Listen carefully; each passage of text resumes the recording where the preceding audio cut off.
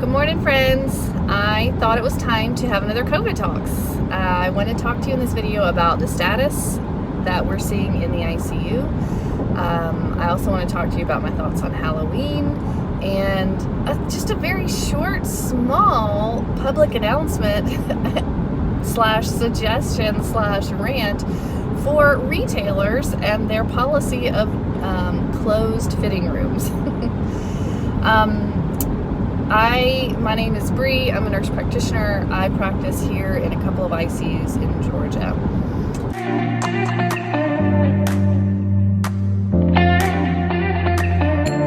What am I seeing as far as COVID? Well, it's not gone away, and we possibly could be on the peak of another surge. It's very hard to say. I feel like in my personal life, things that I'm seeing are picking up. 2 of my kids have been exposed at school, which hasn't happened. We've been in school since late August, and we haven't had any notes about exposure. So weird that 2 out of the 3 of them within the same week are. And personally, I have people reaching out to me talking about friends with COVID. So I'm getting a little bit more of that. In the hospital, it's really hard to say because the main hospital where I work, we have an entire COVID unit, a whole COVID ICU. It can take around 30-ish beds, and ever since we spiked in April, the original surge, it's been full. So, are the numbers going down? I think that the numbers of non-ICU COVID patients are going down. And in some respects, the numbers of COVID ICU patients have gone down as well. We have a lot of what we call PUIs, people who are persons under investigation. So they may not turn out to have it. And then we have a handful of people that really clinically look like they have COVID, but the swabs keep coming back negative. So do we call them COVID or do we not call them COVID? So there's a lot of confounders there to the data. What hasn't changed is that when people are sick with COVID in the ICU, they are the same level of sick, and they don't do well. They stay in the hospital in the ICU for up to like 6 weeks or even more. Sometimes that entire time on the ventilator with the tube in the mouth, not even with the tracheostomy yet. So they're profoundly sick for a very long period of time. It takes a long time to recover.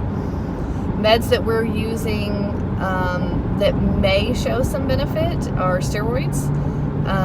That's primarily it, steroids. I hate to say it, y'all. We use all the other things, vitamins. We're still doing convalescent plasma. We still do remdesivir. We periodically do tocilizumab. Whether or not any of those work or not, anecdotally, it's really hard to say. And we don't have any good trials that tell us that they are effective. What is getting better, the ray of sunshine in this, is that we are getting better at diagnosing, recognizing it, and treating it. At least treating the symptoms, right? We're not getting better at treating the virus itself, but we're getting better at treating the fallout of complications from the virus. We now have better ventilator strategies, better understanding of when to intubate, how long to push that out. We tend to push out intubation as long as humanly possible because we've seen that once we go down the route of intubating and putting someone on a ventilator, odds that they're going to come off of the ventilator are not great. So why would we not just keep them on high levels of oxygen support and allow them to be interactive with their family and their environment as long as humanly possible? And we're getting much better at handling our emotions. So as bedside providers, we've been suffering from severe burnout, emotional distress. You families, when you call up there and you're so upset because you can't be with your family and you can't hear from the providers on a regular basis, please recognize that we feel that. We know that. We feel the heartache of that ourselves, and we are struggling with that as well. We're getting better at handling that. And just a little side note, what I would like to say to the families, if you have a loved one who is in the ICU, please know that we are trying very hard to be surrogate loved ones to your person. And we try very, very, very hard, particularly when the patient is in the ICU and they're on the ventilator and they themselves cannot call their family. We try very hard to make phone calls to families every day. But recognize that if I'm taking care of 9 people, 9 ICU patients who are, half of them generally are very sick and need acute management from like minute to minute, adding on a 30 to 45 minute phone call every single day to 9 family members takes away hours of the day that I could be directly caring for your person. So we try very hard to make calls every day. We try to make them brief, and it's not because we don't care, we don't understand your heartache. It's because we genuinely just don't have enough time in the day. Halloween. Thoughts on Halloween? Well, I have 3 kids, 2 teenagers and 1 9-year-old. And the thought of not being able to trick or treat and celebrate Halloween properly is very heartbreaking to me and to my kids. I'm like you all. While I'm at the bedside and I see the heartache of all of this, and I'm a big advocate for, social distancing and mask wearing and doing everything that we can to prevent the spread, I also want my children to be able to live as normal of a life as possible. I mean, I'm a parent just like you all. So in my mind, the biggest risk with trick-or-treating is the contact spread. And our early thoughts on fomite, aka contact spread, I have not seen any studies yet that have shown that this is a concern for transmission. I think the overall consensus is that the majority of the spread is via airborne or droplet spread. So if you're close to someone and they cough and it gets in your mouth or in your nasal passages, you're probably going to get it if their viral load is high. But if you just walk into a grocery store and touch an apple that someone else touched with their hands, the likelihood that you're going to then contract coronavirus is pretty slim. So to me, trick-or-treating, if we are still wearing masks and we're still staying as far apart as possible, is acceptable to me. What I intend to do is to create little goodie bags for the kids that are coming to our house and tie them up so that they're individual bags, so that you kind of cut down on the amount of hands that are going into a bucket. But I think it's perfectly safe to do that. Even put it out at the end of your street and sit in some chairs a couple, 6 feet back. I think it's perfectly fine to do that. And then the kids still get to celebrate life as it should be. So I am still going to take my little one trick-or-treating, and we're going to do a lot of hand sanitizing, and we're going to do obviously some mask wearing. It's a great time to do it on costume day. I think we can do this smartly. And that's my general philosophy about all of the things that we do in life now. I do not think society should shut down. I think we should just do it smartly. And I think most of you guys are, you're kind of over it. And because you want to be over it, you are not treating it with the seriousness that it still should be treated. So, when I drive past the Buford corn maze and the line of cars is about 2 miles long just to park and get in there, and friends that have been there tell me no one's wearing masks, y'all aren't doing the right things. But this is not a rant on mask wearing. Whatever, y'all are going to do what you're going to do. I will still be there to take care of you when you're sick. But if we want life to continue as normal, we should still wear masks.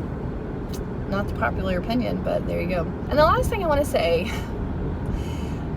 y'all, my pandemic pants, aka leggings, as Ree Drummond has coined them, have gotten a workout this quarantine time. I wear them all the time. I love those pandemic pants. But on occasion, it is nice to be able to put on a regular pair of jeans and feel like a human being again. It would be very nice to have a new pair of jeans. And for those of us hard to fit girls, I'm not going to order 10 pair of jeans off the internet and return 9 of them. So my suggestion, TJ Maxx, Target, all of your other department stores that have shut down your dressing rooms, is to open them back up. And here's why. You're telling me as a salesperson it is perfectly acceptable for me to purchase 10 pair of jeans, go into your restroom, try them all on, and then immediately go to the customer service desk and return the other 9. Someone explain to me how this is different than me going into the fitting room and trying them on. If you could explain to me how that is keeping the public safer, I will listen. I will listen, I will hear you, and I will respect your decision. I just don't get it. I don't get it. Again, I've already talked about in the Halloween portion of this why the fomite or contact spread is pretty low. There's no proof that this actually leads to transmission of the virus. So why is it that if Sally Sue goes and tries on a pair of jeans and then I try on, what are the odds I'm going to try on the exact same pair of jeans as her in that given day? Okay, they're there. They're pretty low, but they're there. So say she tries them on, she puts them on the return rack, then I get them even, a half hour later, let's say that. And then I try them on. How am I going to get coronavirus from that? Let's go even one step further. Let's say she is sick, really sick with coronavirus, and she coughed all over those jeans. And then when I tried them on a half hour later, I licked them the whole way, like down, just licked them and then put them on my body. I'm probably still not going to get coronavirus because it doesn't live on surfaces. So it's time to open up the fitting rooms for us hard to fit girls so that we can support your business, so that we can get out of our pandemic pants and wear normal pants. It's time. I mean, I could even see maybe closing out the dressing room. Say someone goes in and uses the dressing room and then you close it down for 30 minutes to clean it. Okay, I could even see that. But just shutting it down because of spread from clothing items, I think it's okay to let that go. Retailers of America, I want to help you. So that's the latest tea on coronavirus in my neck of the woods. I hope this is not the brink of a surge. I'm a little bit afraid of that, but I don't know. Everybody stay safe, wear your masks, do the right things.